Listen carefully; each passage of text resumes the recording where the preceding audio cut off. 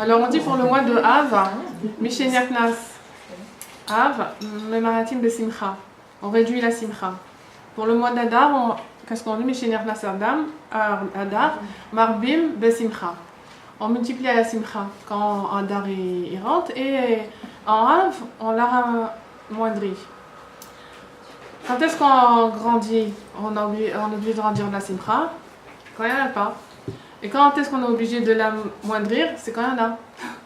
C'est-à-dire que Av, en potentiel, c'est un mois où il doit y avoir de la Simcha. Et il y a de la Simcha. Parce que, comme je disais dans le dernier cours, c'était une période qui devait être vraiment mesougelette pour la Yeshua du Ham Israël. C'est-à-dire que le jour de 17 Tammuz, c'était la promulgation de la Torah. Moshe Rabbeinu, il est descendu le jour du 17 Tammuz du Har Sinaï avec une Torah extraordinaire. C'était la Torah de Mashiach, c'était la Torah d'Atika Setima. C'était pas la Torah qu'on connaît aujourd'hui, c'est la Torah dommage du monde futur. Et il est descendu avec cette Torah pour la donner. Donc c'était le plus grand jour, le plus beau jour du monde. Et puis ça a dérapé parce que là où il y a beaucoup de boucha, alors le Yetzer Hara, il vient avec toutes ses armées, il vient, il accuse et il les a fait tomber dans la Vodazara. Ça a tout renversé malheureusement en jour au lieu de joie, en jour de deuil. Et le Nafab aussi, c'était le jour où presque il devait rentrer en Eretz Israël, il devait rentrer en fait le 13 Av et le 15 Av, il devait aller à Yerushalayim, construire le Beth Amikdash. Et ça y est, c'était la Géoula. Moshe, c'était le Mashiach, c'était la Géoula.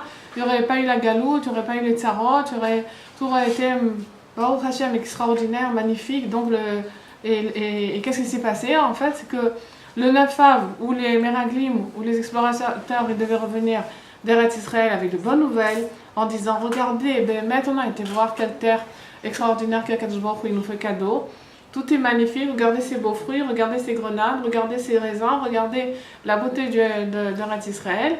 Et puis en fait, ils sont rentrés en pleurant, ils ont dit non, c'est vrai, c'est bien, seulement on ne va pas y arriver, c'est Eretz Joshua, c'est trop dur pour nous, ça va être trop dur, on ne va pas y arriver. Et tous les béné Israël se sont mis à pleurer ce jour-là. Au lieu que ce soit un jour de fête, de joie, ça y est, on va être zoché enfin de ce grand jour, qu'Akadosh Baruch Hu, ce cadeau nifla qu'Akadosh Baruch Hu nous a promis, ils ont tout perdu. Et ils ont tourné pendant 40 ans, et toute cette génération-là d'hommes, en tout cas ils sont pas rentrés en Eretz Israël, les femmes elles sont rentrées en Eretz Israël. On dit que cette génération justement, ce sont les femmes de l'époque. Hein. Ça c'est que si vous avez, comment on va dire, les femmes de l'époque, elles étaient fortes, c'était des femmes fortes, puisque quand les hommes sont venus pour faire le veau d'or, ils étaient presque tous d'accord pour faire le veau d'or, et il fallait de l'or pour ça. Donc chez qui c'était l'or? C'était les bijoux, c'était chez les femmes. Elles n'ont pas voulu donner. Ils ont dû arracher aussi maman, même les boucles d'oreilles jusqu'au sang. Ils sont venus, ils ont arraché. Et les femmes, elles n'ont pas voulu donner. Elles étaient fortes, elles avaient une mouna à Akadosh Baruch Hu, elles avaient une mouna dans Moshe Rabbeinu. Et il n'était pas encore redescendu, mais elles avaient la mouna qu'il va redescendre, il a été chercher la Torah.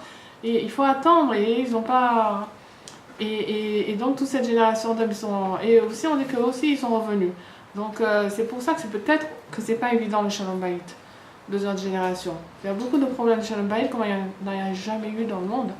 Les problèmes de Shalom Bayit qu'il y a aujourd'hui. On se retrouve avec des situations que les gens, ils peuvent plus, ils préfèrent abandonner plutôt que de devoir encore se battre, encore aller chercher, on va aller voir des yoatzim, des gens qui donnent des conseils, des psychologues, des ça, on essaye pendant un certain temps, après on retombe et on recommence. Et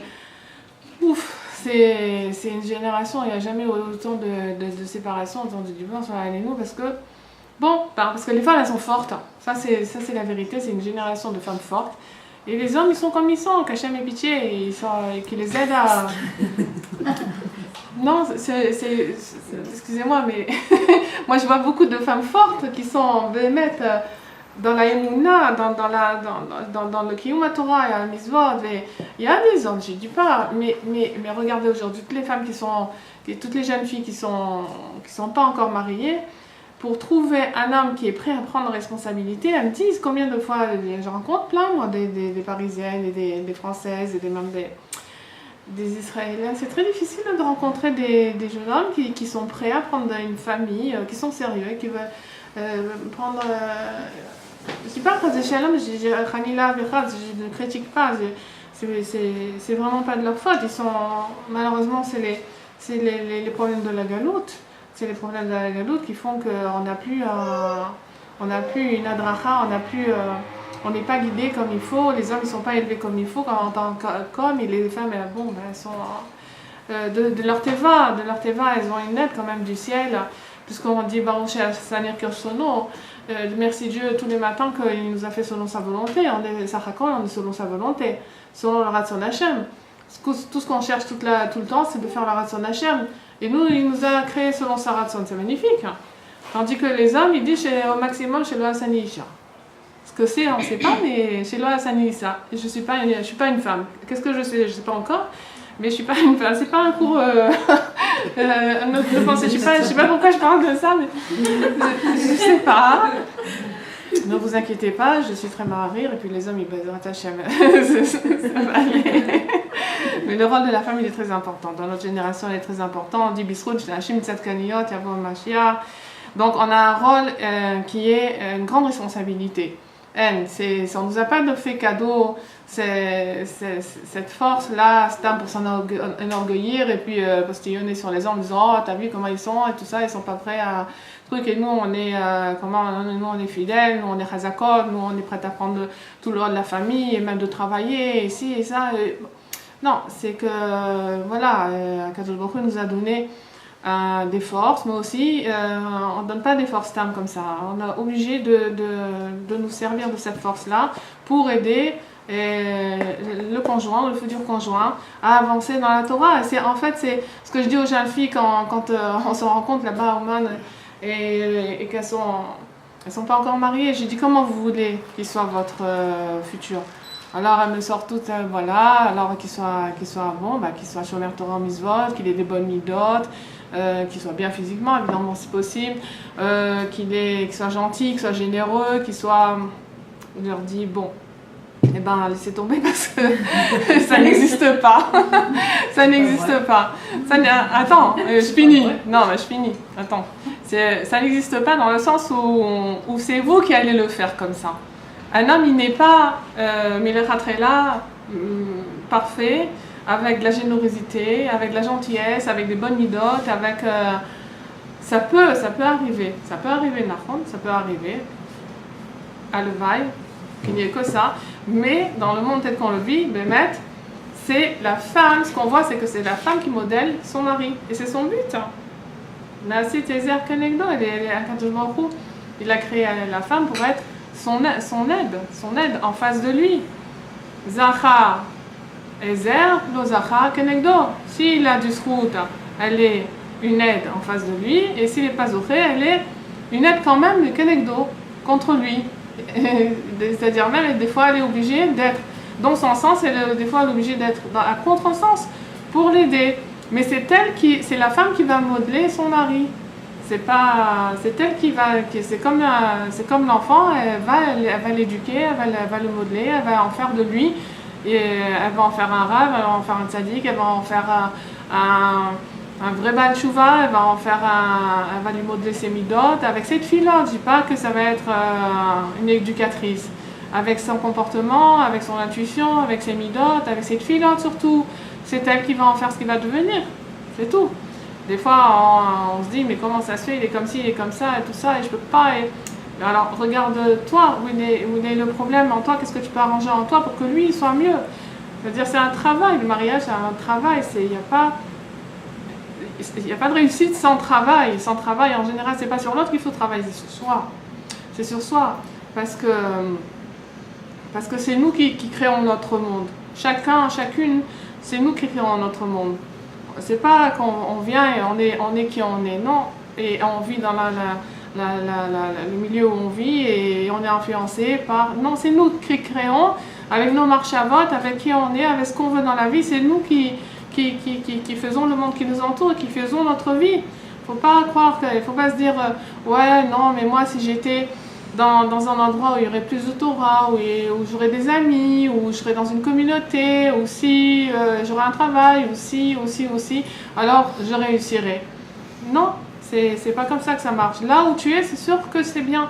Mais quand il t'a mis dans cet endroit, avec ces gens, avec cette communauté, il n'y a pas de Torah là-bas, il n'y a pas de Rav, il n'y a pas de cours, il n'y a pas... T'inquiète pas, Hachem il va pas t'abandonner. Si t'as mis dans cette situation, c'est que tu vas t'en sortir et tu vas y arriver. Tu vas y arriver parce que c'est la meilleure situation qui puisse arriver dans ta vie pour que tu puisses réussir. Toutes les données sont les meilleures pour la réussite. Il n'y a pas une ligne de rêver à autre chose, à quelqu'un d'autre ou quoi. Il n'y a pas, parce que c'est là qu'Hachem t'a donné tout, le zivouk qu'il faut, la maison qu'il faut, les enfants qu'il faut, la situation qu'il faut, toi comme tu es, pour que tu réussisses ta réparation, que tu réussisses ton tikkun. Et c'est une erreur d'imaginer autre chose, parce que le tikkun, il n'est pas dans autre chose, il est dans ce que tu vis, marche absolument. Et d'abord accepter que c'est comme ça, c'est ça la vraie émouna, c'est d'accepter que tout ce que Hachem fait, c'est pour le bien et c'est très bien, et que j'ai du travail à faire. Maintenant, la solution, comme on a dit la dernière fois, c'est pas de travailler sur l'autre, c'est de se travailler, nous en premier, et c'est comme ça qu'on avait expliqué la sinatrinam, parce qu'on est justement dans ce sujet dans les 3 semaines, et notamment maintenant qu'on a commencé les 9 jours, que le Beth Amikdash, il n'avait pas encore reconstruit parce qu'on n'a pas encore réparé ce problème de la sinatrinam, la sina qui est gratuite, parce que en fait, quand on voit un problème chez l'autre, ça veut dire qu'on a un petit peu intérieurement, qu'on a Michi Possel, le mot Possel, celui qui voit un problème chez l'autre, c'est qu'il l'a. Et en fait, si on n'a pas de problème, nous, on va voir que le monde est merveilleux. Les gens qui sont d'Atmimout, qui ont des bonnes midotes, mais tout est merveilleux. Tous les gens sont beaux, tous les gens sont incroyables. Tout est beau, le monde il est beau, c'est pas vrai? Quand on est bien à l'intérieur de soi. Nahon. Mais faut réaliser que quand on voit le problème chez l'autre, c'est qu'on a nous chez nous. Donc c'est vrai que c'est la sinatrinam. Quand je n'aime pas l'autre, il y a quelque chose de chinam là-dedans. Parce que je ne fais que reconnaître chez lui le problème que j'ai chez moi. Et en fait, c'est moi qu'il y a quelque chose en moi que je haïs. Et il faut que je sois mitgaberet, en quoi faisant? En ayant une tova. En ayant le contraire de la sinatrinam, le tikkun de la sinatrinam, c'est d'avoir une tova, c'est-à-dire avoir un bon œil. Un bon œil sur l'autre, un bon œil sur moi, et je dois travailler sur une tova, parce qu'il n'est pas du tout évident. Il a son shoresh, je vais pas revenir dessus, mais il a son shoresh très haut, très dans le ciel, chez les malachim, depuis la création du monde. Donc c'est un problème qui est là, qui est inhérent à nous, et que je pense que c'est pas la sinatrinam, c'est vrai que ça a été la cause de la destruction du Beth Amikdash, mais si on Bezrat Hashem, on émetaken ce problème de sinatrinam par le tovaïn, alors là on va arriver les gamrés au tikkun avec un grand T ou un grand tav, que la raison pour laquelle, c'est-à-dire on va prouver que la Kadosh Baruch Hu avait raison de créer l'homme, puisqu'au départ il y a eu des kitrugim, et lui, il était le seul à dire devant tous les malachim, non, l'homme il va réussir. Et tout ce qu'on voit, on ne voit pas que l'homme vraiment réussit, mais il y a quelque chose qui est en train de se dévoiler, de mettre dans le monde, avec toute la tchouva, bon, Hachem qu'on vit, et que chacun y vit, et qu'on est tous...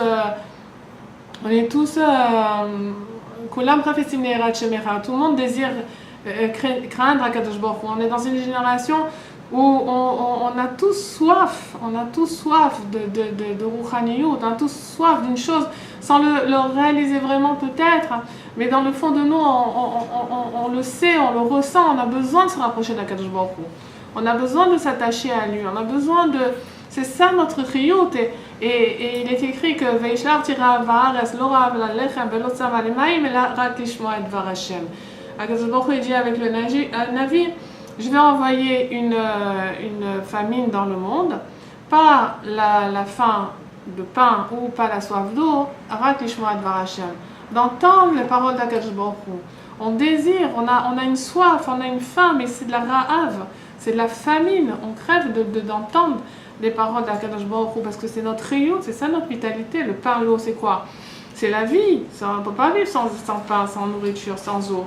Et là, on est tous affamés. C'est une génération, on est tous affamés. On désire de se rapprocher d'Akadosh Baruch Hu. Alors on écoute encore par là, encore par là, jusqu'à ce que notre recherche nous emmène, que le jour où Hachem on a trouvé, voilà, j'ai trouvé. Hachem, il ne nous abandonne pas. Ce que notre cœur il cherche de émettre, on va le trouver. On va le trouver. Hachem, il va nous guider va nous mettre sur le chemin qui mène à lui. Et quand on va y arriver, les Zrad Hachem, et on y arrive, parce qu'on est tous portés peut-être par les situations, même si on n'y arrive pas de notre route d'Iltata, de notre réveil d'en bas, on est malheureusement éveillé aussi par le réveil d'en haut, parce qu'on est un petit peu trop lent, peut-être un peu trop endormi. Et alors Akadosh Baruch Hu, il nous pique un petit peu avec malheureusement des Elohim Kol Israël, ou des attentats, ou des trucs, ou des problèmes, chacun vit au yom-yom qui sont très très difficiles à gérer. Mais tout ça, c'est un appel d'Hachem.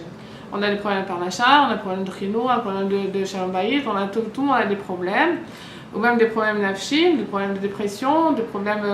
Il n'y a pas un qui est épargné, malheureusement. Mais ce qu'il faut comprendre, c'est que tout ça, c'est rien qu'un appel d'en haut, c'est un appel d'Akadosh Baruch Hu. On essaye, on fait Ishtaglout pour la parnassa, on essaye d'entendre des cours pour le chino, on essaye d'aller voir des yoatzim, des conseillers pour le shalom bayit, on essaye des conseils, comme ci, comme ça, comme l'autre. Et puis on voit que bon, ça dure quelques temps, et puis après, plaf, comme si on n'avait rien fait, et ça recommence. Mais parce que c'est normal. Il faut, quand on voit un problème, il faut s'adresser à Akadosh Baruch Hu. Il faut comprendre que Akadosh Baruch Hu, il nous met dans le problème, pas pour notre médecin rotano, pas pour nous faire du mal, mais pour qu'on lève nos yeux vers lui, pour qu'on lui demande, qu'il nous aide. C'est tout. C'est la seule raison pour laquelle Akadosh Baruch Hu, il nous met dans des problèmes. Il désire qu'on soit heureux, Akadosh Baruch Hu. Il désire au plus profond qu'on soit heureux, on est ses enfants. Des parents, ils vont chercher le malheur de leurs enfants, pas du tout. Ils cherchent tout ce qu'ils peuvent leur donner pour être le plus heureux au monde. Akadosh Baruch Hu, c'est notre papa. Alors c'est sûr qu'il veut qu'on soit heureux. Et ça lui fait mal de donner une claque de temps en temps, mais parce qu'il veut qu'on se réveille et qu'on s'adresse à lui. Mais puis tout, bête mimout, qu'on lui dise je peux pas, Bono Shalom, tate, je peux pas, aide-moi. Mais c'est une habitude qu'on doit prendre. Que n'importe quelque chose, qu'on se lève le matin, aide-moi que ma journée soit bien, s'il te plaît, Ribono Shalom.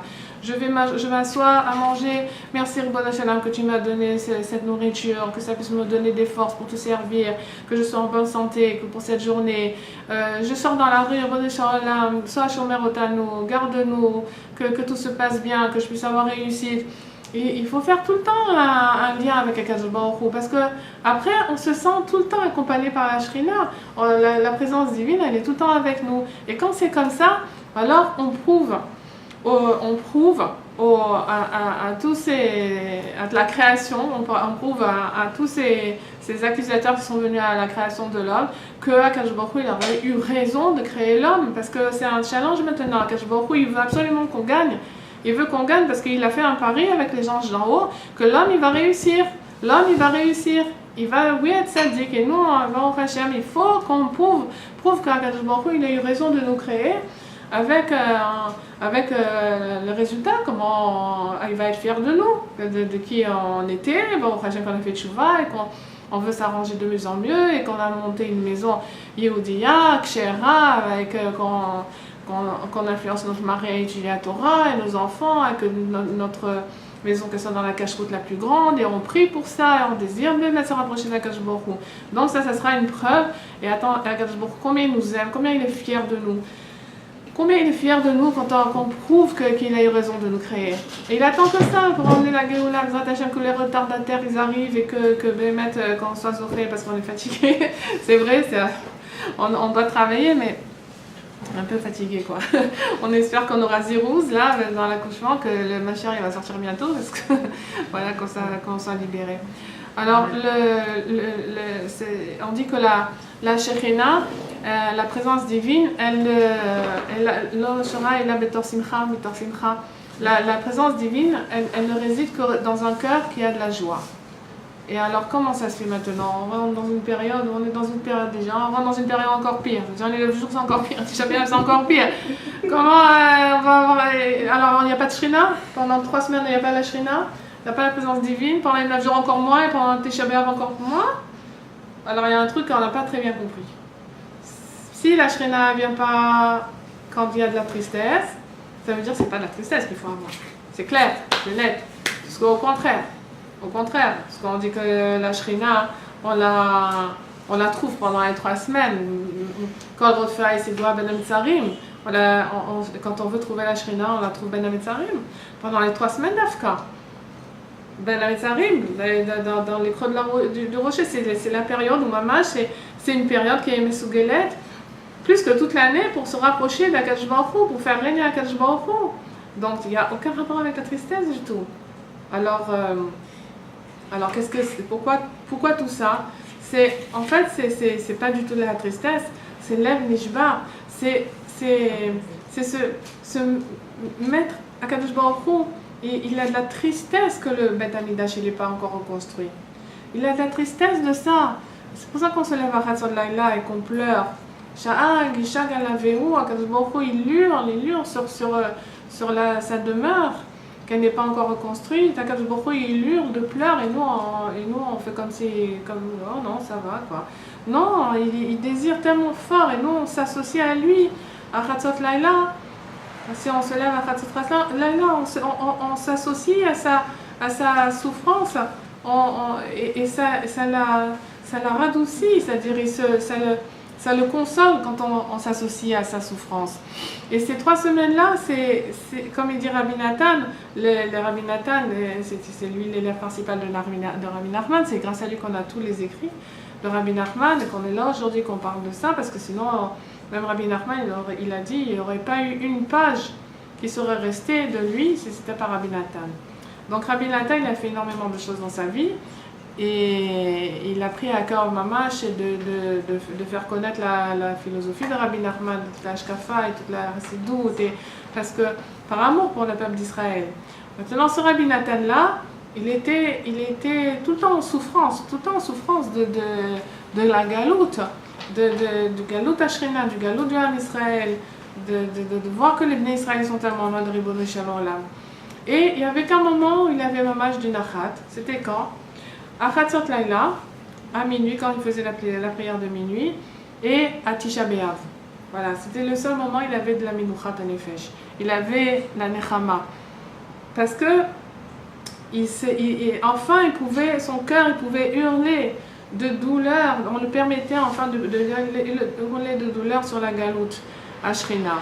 Et c'est ça qu'on me demande, c'est de nous associer, pas avec la tristesse, mais avec la shvirat alev, avec le cœur brisé, qu'on s'associe à la souffrance d'Akadosh Baruch Hu pendant ces 3 semaines, qu'on pleure avec lui sur la destruction du Beth Amidash. Bien sûr, c'est pas facile de prier sur quelque chose qu'on n'a pas connu. Mon fils m'a raconté toute l'heure un maasé. Il y avait une dame qui devait avoir un bébé, et puis bon, on lui a dit que c'était où elle, l'enfant. Alors elle a dit, bon, alors que mon enfant il vive, mais ce que je veux, c'est un machal. C'est qu'il fasse, quand il arrivera à la bar mitzvah, que son premier kaddish, il soit pour moi. Alors bon, cet enfant, le père il a élevé et tout ça, et quand est arrivé le jour de la bar mitzvah, c'était une grande émotion. Enfin, on va préparer toute cette bar mitzvah, il va faire le premier kaddish pour sa mère. Et puis, bon, alors tout le monde était à la choule, et la tfila, et tout celui qui était Chazan, tout. Et puis, quand il arrive au Kaddish, bon, bah, c'est comme, il fait un Kaddish, et puis voilà, il a fini Kaddish. Il s'est rien passé de spécial. Alors, il y a quelqu'un qui est venu après, il dit, mais comment, on attendait que tu éclates en pleurs, quand même, c'était ta maman. Il dit, mais moi, je la connaissais pas. Je ne la connais pas. Qu'est-ce que vous voulez quoi de moi? Je ne sais même pas de qui vous parlez. Comment je peux être mitragèche? Comment je peux ressentir quelque chose que je ne connais pas? C'est vrai, aujourd'hui on dit pleure sur la décision du Beth Amikdash. Ok, je ne sais pas sur quoi je pleure. Sur quoi je pleure en fait? Vous voulez que je pleure à Tisha B'Av toute la journée, je fasse ta sur quelque chose que je ne connais pas, que je ne ressens pas du tout? Le manque, comment vous voulez que je pleure? Alors en fait, Rabbeinu il dit, quand tu vas faire Tikkun Chatzot, tu vas pleurer, parce que Tikkun Chatzot c'est comme Tisha B'Av, c'est le moment où on pleure sur la décision de Beth Amikdash, sur notre éloignement. Alors il dit Al-Echali, quand tu vas dire Al-Echali, Shinecherav, tu vas dire mon Echal, à moi, mon Echal, ça, ce que j'ai dans ma tête, la demeure où Akadosh Baruch Hu, normalement il devrait être, puisque Akadosh Baruch Hu il a dit Asuli Migdash Sharanti Betocham, qu'il me fasse un sanctuaire et alors je résiderai parmi eux, parmi chacun d'eux. Ça veut dire que chacun de nous, on est un sanctuaire. On est comme un sanctuaire pour Akadosh Baruch Hu. On est un potentiel pour recevoir la Shekhinah. Si on nettoie tout ce qu'il y a dans notre tête, si on n'a pas de marche à votre Haron, on n'a pas de mauvaises pensées, que notre intention elle soit toujours pour Hachem, et que tout ce qu'on fait c'est pour Hachem, et qu'on on s'énerve pas, c'est-à-dire que quand on s'énerve à Shalom, on fait fuir la Neshama, et après il faut travailler pour la faire revenir. C'est vrai qu'on nous demande beaucoup, mais en fait, si on nous demande, c'est qu'on peut y arriver. Et il faut savoir qu'on a tout un potentiel d'être ce sanctuaire-là, d'être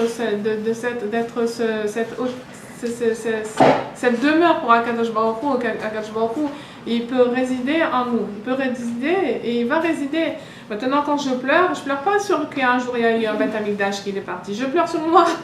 C'est ce qu'il dit Rabbeinu, pleure sur toi. Où tu étais et qu'est-ce que tu es devenu? Comment tu étais, comment tu es devenu? Comment la paire de l'âme Israël, comment nous, chacun, on est une Neshama Kdosha, on est des pierres précieuses, on était chez Akadosh Baruch Hu, on vient de lui, on est quelque chose, chacune de nous, on est un bijou, on est précieuse, notre Neshama, c'est une lumière extraordinaire. Et le fait d'être tombé dans la gadoute, et malheureusement avec la avérote qu'on a dû faire dans d'autres Gilgulim, évidemment, parce qu'aujourd'hui on se dit, mais qu'est-ce qu'il y a, pourquoi je subis tout ça? Tu ne subis pas parce que c'est vrai, des fois on peut faire une analyse de notre vie et se dire mais qu'est-ce que j'ai fauté dans cette vie? J'ai rien fauté, pourquoi je suis obligée de subir tout ça?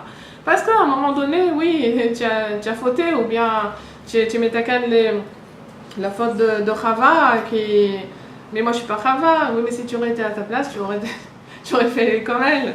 Donc tu es Metakan maintenant, on est dans dans le tikkun, on est dans plein processus de réparation. Mais si on veut se sentir concerné, et il faut qu'on se sente concerné par la destruction du Beth Amikdash, c'est en ayant conscience que ce Beth Amikdash, c'est nous, c'est notre cœur, c'est notre esprit, qu'on doit nettoyer de toutes les impuretés qui le souillent. Et que à nouveau, en pleurant et en demandant l'aide d'Akadosh Baruch Hu, ce Echal là qu'il y a dans notre esprit, il va oui être apte à recevoir la Shekhinah, il va être apte à recevoir la présence divine. Et quand la présence divine elle réside en nous, ben évidemment qu'elle réside dans le couple, et à ce moment-là, alors tout est beaucoup plus facile. C'est sûr qu'on dit que c'est écrit dans la Torah, Alken, Matzah. C'est pour ça que toutes ces tsarot elles sont trouvées, parce que il n'y avait pas Hachem dans le camp. Pourquoi? À cause du manque de tzinout. Bon, je ne veux pas du moussard du tout, mais en tout cas c'est écrit comme ça. Al-Ede Avad Davar, parce qu'il y avait de la nudité dans le camp. Alors la Shrina elle est partie. Et c'est à cause que la Shrina elle est partie qu'il y a eu toutes les tsarot. C'est ça qui a entraîné les tsarot, c'est parce qu'il n'y a pas la Shrina. Quand il y a la Shrina, quand il y a la présence d'Hachem, il n'y a pas de tsarot, mais il faut faire en sorte que la présence d'Hachem, elle soit là. Et c'est ça notre tachlit, c'est ça notre but. Quand Akadosh Baruch Hu, il a créé le monde, alors il y avait deux grands luminaires, il y avait le soleil et la lune. Et ils étaient aussi grands l'un que l'autre. Alors la lune, elle est venue chez Akadosh Baruch Hu, elle a dit, mais comment est-ce que deux rois elles peuvent régner sur un même royaume? Alors Akadosh Baruch Hu, il a dit va et deviens petite. Si tu dis que des fois il ne faut pas trop ouvrir la bouche parce que alors c'est ce qu'elle a fait. Elle a compris que évidemment puisqu'elle avait la question, donc elle a eu la réponse et elle est devenue plus petite. Et dans le fait qu'elle est devenue plus petite, alors qu'est-ce qui s'est passé? Il y a eu de l'obscurité. Automatiquement il y a eu de l'obscurité et c'est ça qui a entraîné ça a entraîné comme on voit pas clair, quand on voit pas clair, c'est-à-dire que l'esprit il est pas limpide, il n'est pas lucide, alors on peut se faire avoir par les dimionotes, on peut se faire avoir par les illusions de ce monde et imaginer que le but de la vie, ça peut être de gagner de l'argent, ça peut être de kiffer, ça peut être toutes les illusions qui nous... Et il y en a qui peuvent nous détourner du but ultime. Donc le chorage c'était quoi? C'est parce qu'il y a eu de la lumière, elle s'est rapetissée. C'était la lumière de la lune qui s'est rapetissée. Et donc c'est malheureusement pour ça que il y a eu des avérotes qui ont été faites. Et les avérotes elles ont entraîné le galout. Et le galout il a entraîné les avérotes. Et ainsi de suite. Et c'est pour ça qu'on est là où on est et qu'on est dans l'état où on est aujourd'hui, là en Israël, dans l'état malheureusement là où il est. Donc c'est pour ça qu'Akadosh Baruch Hu, il dit tout le Rosh Chodesh, quand on ne voit plus la lune, il dit Evoyu alay kapara. C'est pour ça qu'on sort un Sefer Torah ou qu'on en met un korban au temps du Beth Amikdash pour Kivyachol être kapara pour Akadosh Baruch Hu, qu'il regrette Kivyachol d'avoir dit à la lune de se rapetisser. Parce que, à cause de ça, ça a entraîné tous ces problèmes-là. Alors voilà, maintenant, c'est l'Ishtal Shelut. Le problème, c'est que à cause de ça, il y a eu la destruction des deux Beth Amikdash, à cause de cette obscurité, à cause de toutes ces erreurs-là. Alors, on demande à Kadosh Baruch Hu qu'il ait pitié, qu'il emmène l'obscurité du monde et qu'il nous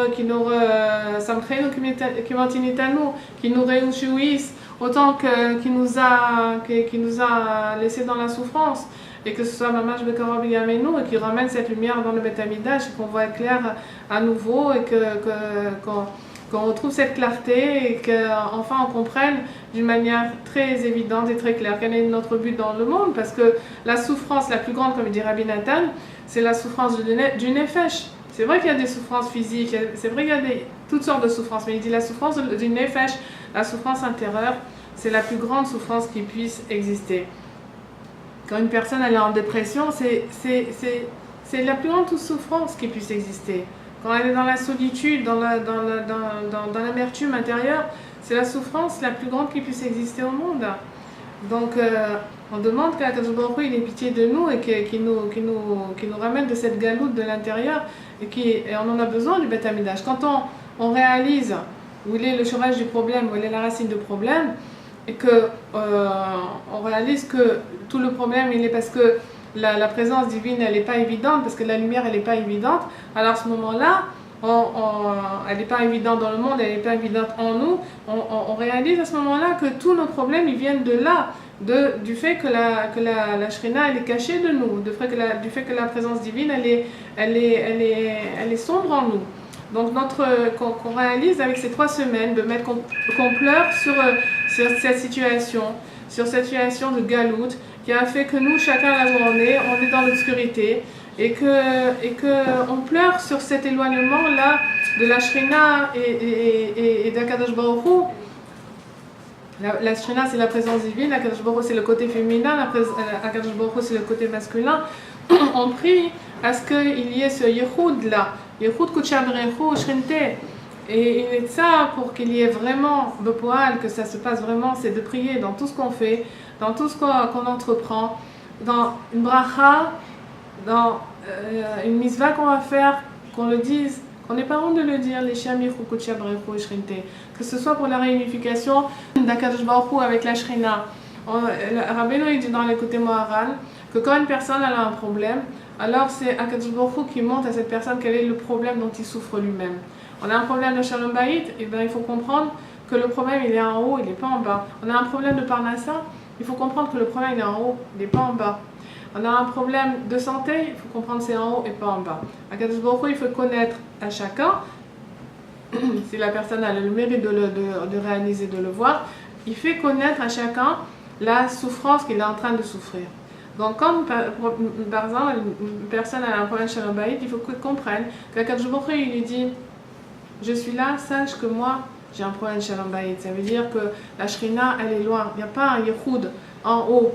Alors qu'est-ce qu'il dit quand on a un problème de Parnassa, ça veut dire qu'Akadosh Baruch Hu, c'est quoi la Parnassa d'Akadosh Baruch Hu? C'est les tfilotes. Il nous fait savoir qu'il a besoin, c'est ça sa Parnassa, il désire les tfilotes. Et il faut qu'on comprenne qu'Akadosh Baruch Hu il a besoin de notre tfilote. Et Et quand Rabbeinu il nous dit, alors quand on réalise ça, mais évidemment c'est pas évident, il faut prier aussi pour savoir, et demander à Kadosh Baruch Hu, je sais que tu m'envoies un remède et tout ça sur le problème dont tu souffres, mais dis-moi plus de feu rouge si je comprends pas, si c'est pas évident pour moi. Et à ce moment-là, alors il faut qu'on prie pour être malé le chisaron de la shrina. Il faut qu'on prie pour que le manque de la shrina il soit résolu.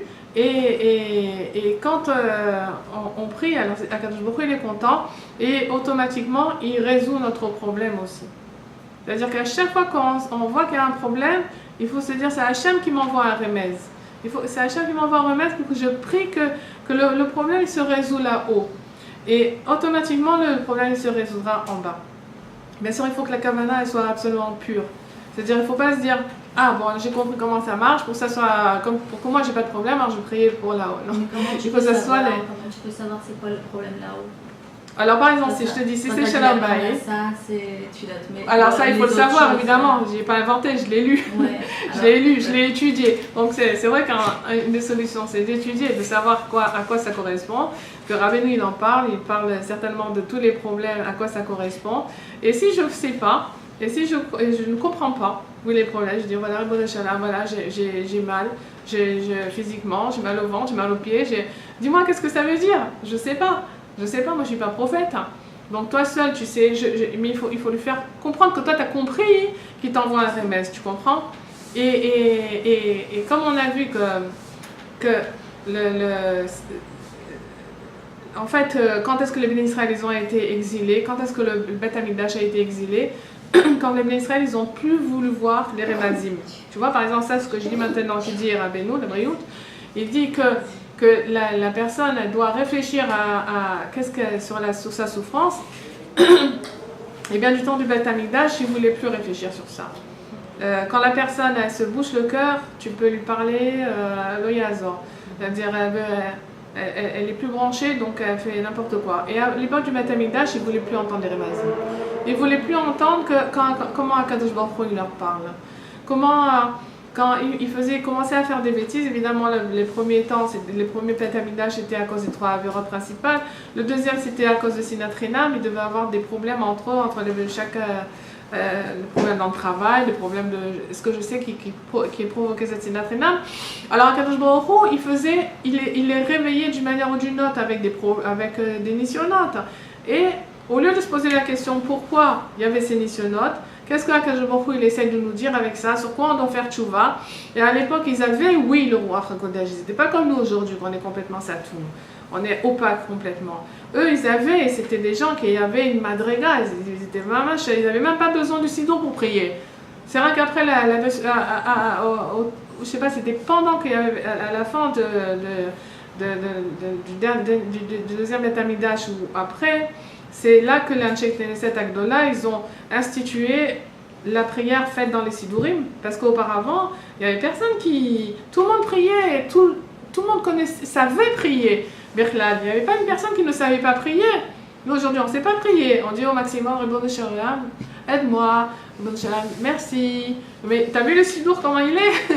Mais ça c'était les Béné Israël qui disaient ça. C'était Chagour Bepiam, ils vivaient avec la fila. Après au fur et à mesure, avec malheureusement l'éloignement, les avérotes et tout, ils ont oublié. Et là, chez Knesset Agdola, ils ont été obligés d'instituer les Sidourim. Alors à l'époque du deuxième Beth Amikdash, les Béné Israël, ils voulaient plus ça, ils voulaient plus se poser des questions, pourquoi il y a des nisyonotes, alors ils mettaient tout derrière Hateva. Kélo, il est arrivé un problème parce que, voilà, c'est tout, j'ai raté mon affaire, ou bien j'ai perdu de l'argent comme ça, c'était pas... Ils mettaient ça derrière Hateva, à chaque fois qu'ils avaient des problèmes, l'autre elle est tombée malade parce qu'elle a mangé quelque chose qui n'était pas bon, c'était ce que derrière Hateva. Alors quand je me leur envoyé des missions de plus en plus grands, jusqu'à ce qu'ils ne répondaient pas, jusqu'à ce qu'il les a exilés carrément. Alors maintenant, si on veut faire ce tikkun là, on désire, c'est sûr quand chacun a des problèmes et tout, et on ne sait pas, on n'a pas de roi HaKadosh pour savoir, mais au moins compris, comment quand dire Bon Shalom, c'est vrai, tu m'envoies des trucs et tout, c'est très difficile, mais aide-moi à comprendre un petit peu, aide-moi dans mon cœur à ressentir quel est ton problème.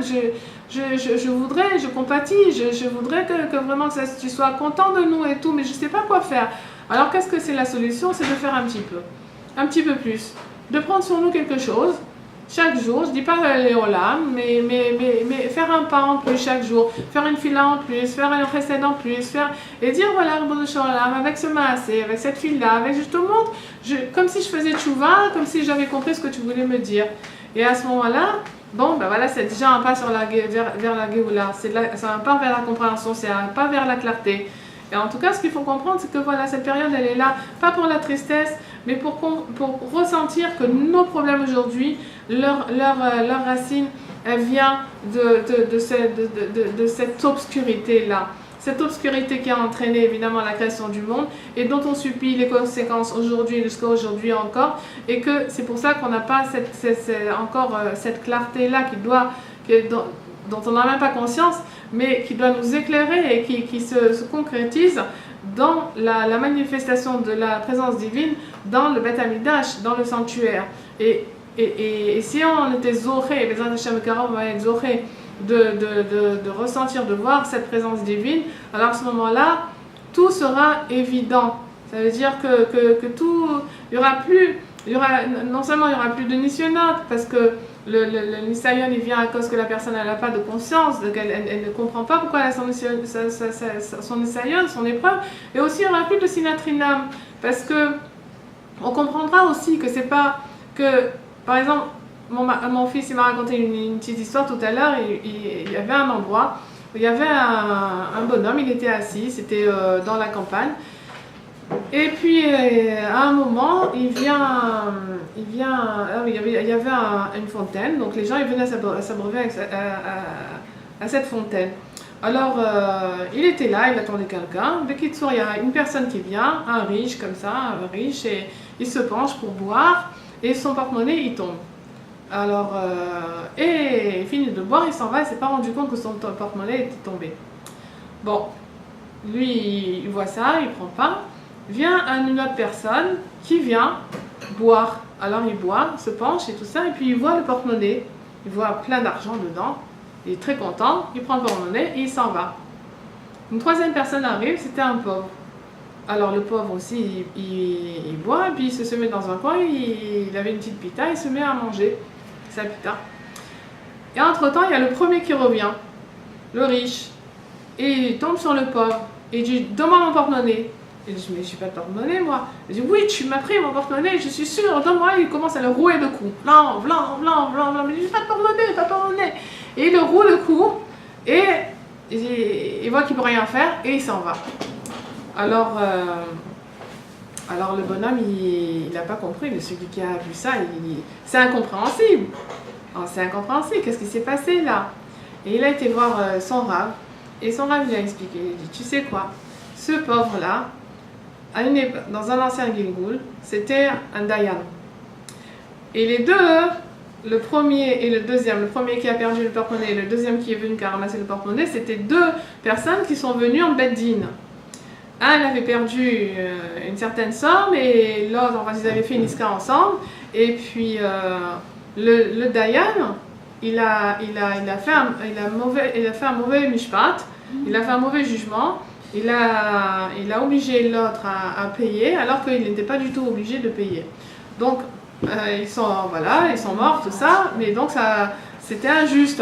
Alors quand je les a fait revenir dans le Gilgoul, dans cette situation-là, où l'autre il a pu récupérer son argent et où le Dayan s'est fait taper dessus. Alors quand on voit les choses comme ça, on aurait cru qu'il y a eu de la sina là quelque part. Mais il n'y a pas de sinatrinam, puisque tout s'explique. Donc il n'y a aucune raison d'avoir de la sinatrinam. Non, c'est tout simplement pour... je ne sais pas si cette histoire elle est vraie, mamache, ou qu'elle est venue pour nous faire comprendre.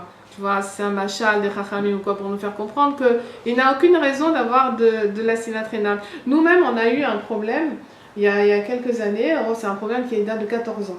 C'était quelqu'un qui était venu à l'imprimerie pour faire des gravures. Et puis, il n'a pas payé son travail. Et Et c'était un travail qui devait coûter 10 000 shekels. On avait une imprimerie à l'époque. 10 000 shekels, ça devait coûter son travail. Et donc c'était des gravures et le bonhomme, il n'avait pas d'argent. Alors il avait dit, écoute, tu m'en donnes, au fur et à mesure, je les vendrai et je t'apporterai l'argent. Alors bon, ok, d'accord, bien que mon mari n'a rien gagné, mais il a dit d'accord. Alors l'autre, il a été vendre et il revenait, à chaque fois il demandait, mais il ne le payait pas. Et il a dit, alors ça va pas du tout, tu m'as dit, à chaque fois tu allais me payer. Alors il a dit, si tu veux, on va au Bedin. Il lui avait donné le Mikdama, une certaine somme d'argent, il a dit, on va au Bedin. Et si tu veux, bon bah écoute, on va voir combien ça a coûté, je te rends ton argent, on s'arrange. Il a dit, bon, ok, il n'y a pas de problème. Il a été au Bedin, il a accusé. Il a inventé une histoire comme quoi il aurait pu vendre toutes ses gravures et comme il ne lui a pas donné, alors il a perdu 400 000 shekels. 400 000 shekels. Tu vas dire, c'est une histoire de fou. C'est une histoire de fou. Les rabbinim, ils vont bien voir. L'autre, il a un coucou, attends, il y a une chose que tu vas. Il vient, mon mari, il a un chassid et tout. Les rabbinim, qu'est-ce qu'ils font le psaque? Tu dois lui donner les 400 000 shekels. 400 000 shekels, on n'avait pas comment manger. Hein. C'est pas que. Il a dit, mais j'ai pas. Alors il lui dit, bah tu lui fais 12 chèques. Que 12 chèques, ça fait combien? 40 000 shekels par mois. Si on doit gagner 3 000 shekels par mois, c'était 40 000 shekels, c'était un truc dingue. Alors tu sais, t'as envie de prendre les rabbinim, les trois là, de les égorger, de les fusiller. Tu commences à concevoir une haine, tu vois, tu ne comprends pas, tu dis, mais enfin. Et il a emmené des moumrim pour dire que ça valait pas du tout 400 000, ça valait pas, combien 300 shekels il disait pour chaque gravure. Ça les valait pas, mais rien. C'est une histoire qui a duré pendant des années au Bedin et tout. Les rabbinim ne voulaient rien entendre. Tu dois payer ton argent. Et tout, même vous, je suis sûre, vous dites c'est un truc de dingue. Alors, à un moment donné, on voyait ça passait pas. Ça a été en Bet Mishpat. Alors on s'est dit, au moins ceux-là, ils ont les pieds sur terre, ils vont bien voir que c'est un travail. Alors il n'a pas payé, son travail, non seulement il n'a pas payé, et on est SARL, quoi, responsabilité limitée, maximum. Vous voyez pas que le jugement, il a été de Bet Mishpat à Mechozi, à Mishpat à Elyon, et Verchoulé, ils ont obligé à payer aussi. Un truc de dingue total. Bon, allez, vous ouais.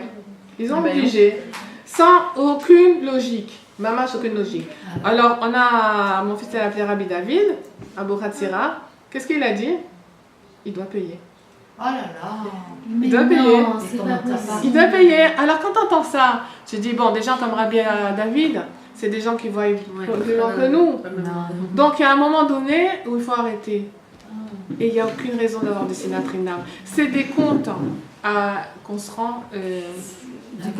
Voilà, des Gilgoul auparavant, certainement. Pourquoi je vous ai raconté ça? Pour vous expliquer qu'on n'a pas de raison d'avoir la sinatrinam. Parce que la sina, elle est toujours chinam. Parce que quand on nous explique, on nous dit, mais là, on est ma'amine. On est ma'amine que dans un Gilgoul, il y a eu un problème, évidemment, parce que le Rabbi David, il a dit tu payes, ça veut dire, bon, c'est un règlement de compte. Mais si on nous aurait expliqué vraiment dans tous les détails, on aurait dit, Kev, Simcha, Vada, il y a le vin, si ça m'empêche ça me ferme les portes du Gan Eden, est-ce que je sais, moi, ça peut coincer un Ben Adam, des robots qu'il a eu dans notre Gilgoul, ça peut, maman, je vais faire des problèmes. Alors quand tu vois ça, tu dis, pourquoi sinatrinam? De rien. C'est complètement dafouk, c'est un truc de dingue, la sinatrinam. Alors, c'est quoi en fait le problème de la sinatrinam? C'est qu'il faut rentrer dans la Emouna, se dire que tout est Tova. Si tu as prié, tu as fait tout ce qu'il fallait pour que ton problème il se résout, tu as donné la zakat, tu as fait des mitzvot, tu as été voir. Mais ça y est, à un moment donné, il faut comprendre que c'est Akadosh Baruch Hu qui régit notre vie, qui est le maître du monde. Et ça, c'était une conscience qui a été évidente quand il y avait le Beth Amikdash. Il n'y avait pas besoin d'imaginer, de se mettre dans des... C'était évident, c'était clair. Et c'est ça qu'on a perdu, c'est cette clarté-là, c'est cette clarté qui fait que, d'accord, on a plus de bilboud, sinon on est en train de se torturer, pendant 14 ans on s'est torturé. Pendant 14 ans, il sort de l'argent pour les douanes rabbinies, il sort de l'argent pour les avocats, et va au Bet Mishpat. Moi-même j'étais au Bet Mishpat, j'étais Ménaïlette de la gérante de la société. Et je leur ai dit, c'est une société à responsabilité limitée. Alors j'ai dit ça au juge, ils me disent, sors dehors. C'est la route ça. J'ai dit, mais, Gamerette, c'est la route ça. J'ai dit, j'étais dehors là, attends-moi soi-disant, c'est moi qui m'étais sur le truc. Non, mais c'était un truc de dingue. Mais alors, quand tu as une conscience, tu vois, les rabbinim, les tzadikim, les kouvalim, ils ont pas. Tu vas aller voir, ils sont en nachat. Parce qu'ils comprennent, ils sont là-dedans déjà. Ils sont dans cette émouna-là. Ils voient des choses, ils voient le émettre. Donc, ils sont pas perturbés du tout. Et c'est ça qu'on a perdu malheureusement. C'est cette clarté-là, cette tranquillité d'esprit, et à tous les niveaux, c'est-à-dire, c'est pareil dans des grands trucs qu'on emmène au Bedin, c'est dans le yom-yom. Dans le yom-yom, la personne, elle comprend ce qu'elle vit, pourquoi elle le vit et tout, et c'est voilà, qu'Akadosh Baruch Hu nous sort de cette galoute, de cette obscurité-là, qu'enfin on voit clair dans notre vie, et qu'on soit heureuse avec ce dingue-là. Amen, Kani Ratzon.